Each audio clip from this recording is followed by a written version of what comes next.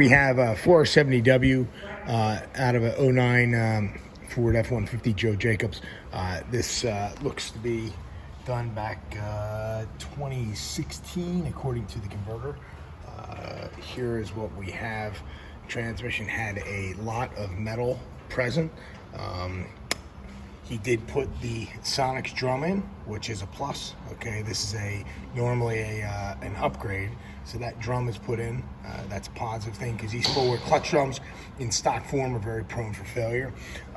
The splines on the direct clutch are thin. Probably recommend replacing that. In fact, when we rebuild these transmissions, we replace this drum and this drum. It's already got that drum, which is a positive thing. We can see the center support here. The center support is beat up. Okay, the center support rides in the case, and with this much wear, basically that'll be rocking back and forth, which is not optimal. We can see that there must have been some metal. Point of metal generation is here. Unfortunately, this is where that band rides, and here's the band. The band is not.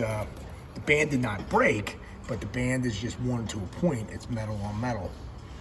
Okay, so you can see metal chunks also embedded into the band that act as basically a machining medium to machine that drum down, and that's probably the source of the material. So another thing we see, my rebuilder pointed out, this servo, this is the reverse servo that we spoke about that applies the band. Okay, so you have hydraulic pressure that applies on the back side of the servo. This servo is actually as hard as a rock, and I don't know whether that servo being hard as a rock is what potentially took out the band because it wasn't applying it right. But you can hear that the servo is actually it is like a brick. In fact, I think I might have just broke. Yeah, it just broke off. So it's not flexible, it's not pliable, it's not correct, and essentially you can see it just breaks in my fingers here.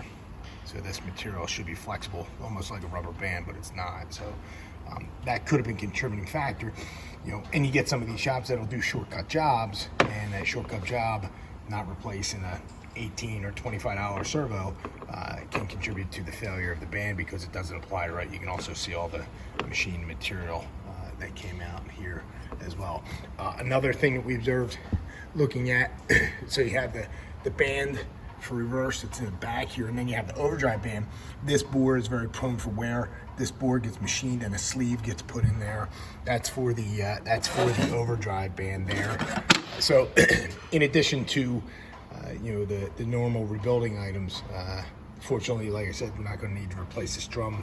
The input clutch housing is the upgraded Sonics piece, which is a plus, but we are going to have gear train component requirements, center support requirement. You can also see that this shell, the sun shell, is pounded out as well. That is not supposed to be there. So wear and tear has 200,000 miles on it, and I suspect that some of this stuff did not get replaced when the transmission was originally rebuilt back in 2016. I find it very unlikely that that servo would have hardened up in that short a period of time.